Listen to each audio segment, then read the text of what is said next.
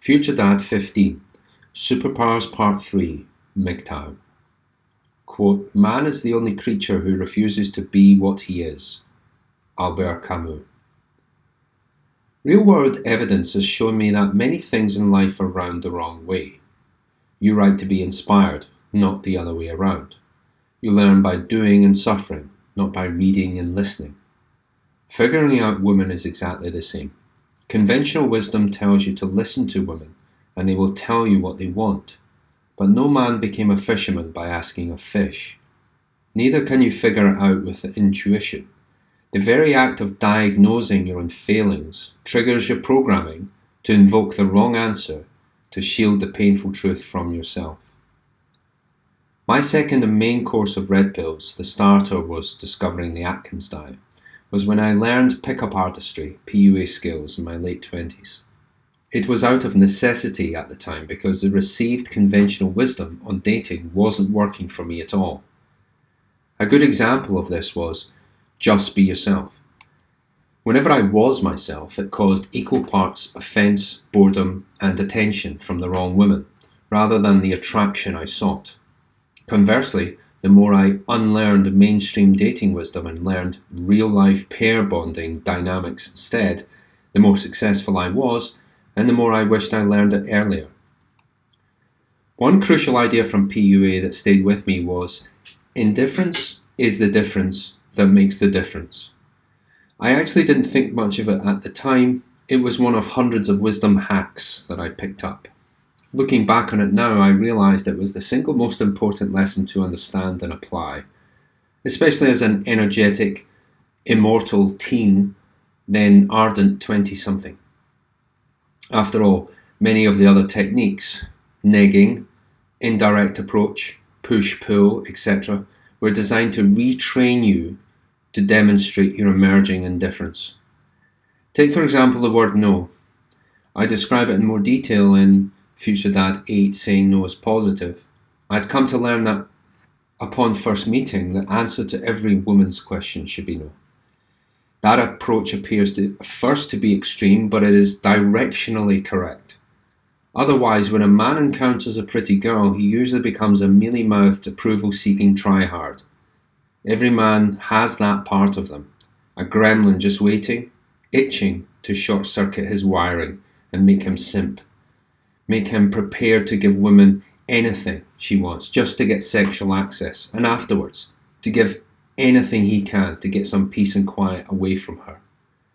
Either way, only an indifferent man has the guts to say no to a woman's request. Even if you have to force yourself to be indifferent until it is natural, it is still far better than the alternative. Now, life is more than just chasing tail. It takes some men half a lifetime to learn that fact, but learn it you will.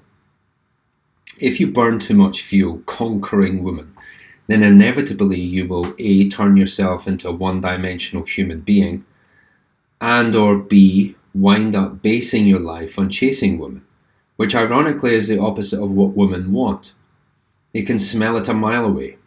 So after some years as a PUA, you're right back where you started, learning how to be indifferent to women when you're not. Eventually not only to meet them, but also in the unexpected aftermath, situationships and beyond. All the while trying to be self-actualized and not losing who you really are in the process. This requires a pause to reflect. The question is, can the many effective skills in PUA be applied more generally? Thankfully, the most important one can, indifference. And men are waking up to that. It is now apparent to many men that the long-term answer to handling women, at least until male authorities rekindled with male responsibility, was indifference all along.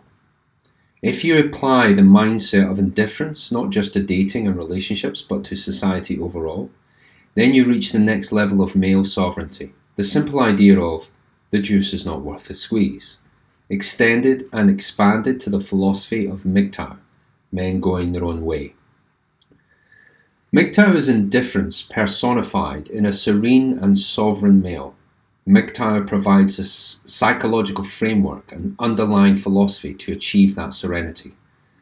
The cognition to neither seek nor rely on a woman, and by extension society, for your happiness or contentment.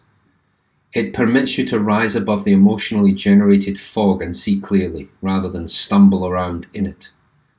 Only a man clamouring for meaning, beset on all sides by half-truths, understands how liberating that is. And just in time too. The MGTOW philosophy had fertile ground in the 2010s.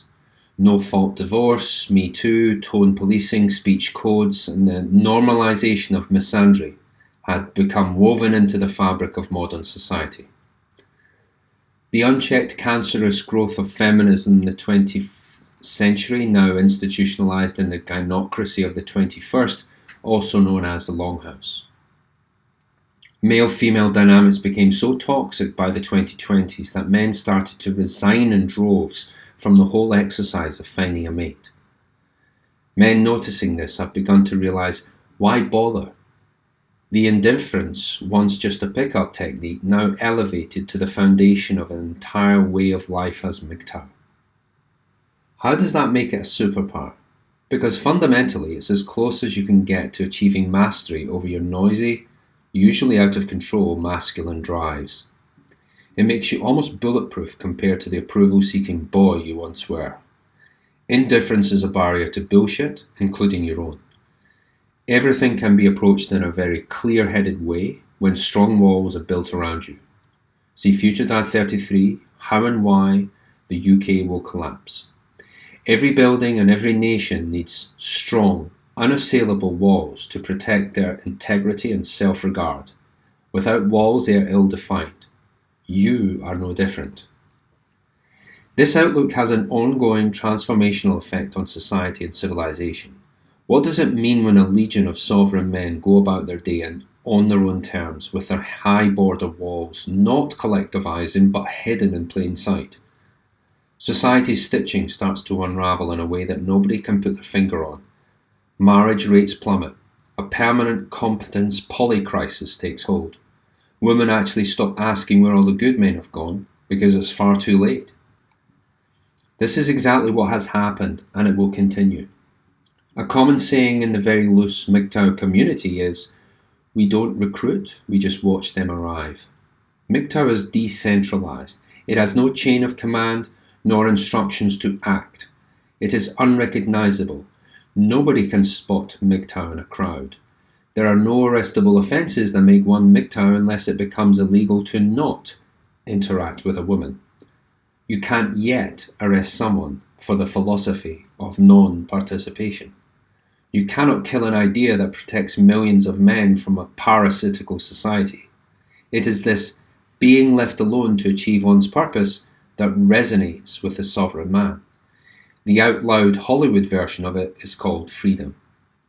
Freedom is, in the words of Fountainhead by Ayn Rand, never asking for anyone, never asking for anything. By simple extension, it is the steady state of a calm indifference. But there's something more. The unexpected cherry on top is that a MGTOW man, if he so chooses, learns the key to a healthy, drama-free relationship with a calm, red-pilled woman. He will be happy to use or not use that key. The very indifference that made him hard to impress and careful to select and commit permits a very healthy, enduring, non-sacrificial love to flourish. This is echoed in FutureDad 4, Avoid Love to Find Love, where those things you want only become yours once you let them go. And so, when it comes to romantic love itself, a sovereign man will not be surprised to discover that a better version of it was inside him all along. FutureDad.